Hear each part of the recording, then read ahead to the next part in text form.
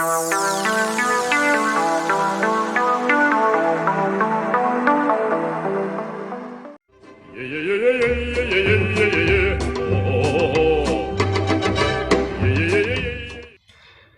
one by Zenith20 Programmer. And do I have a name for Zenith?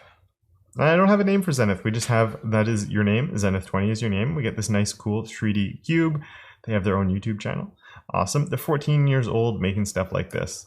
Mini portfolio. The only thing I would say, if I think it's really, really awesome. If there was a way to pause the animation just so I could get, make it a little bit easier to interact with it, or to like, oh, I want to read what it says here, or I missed the link and now I have to wait for the whole thing to come around again.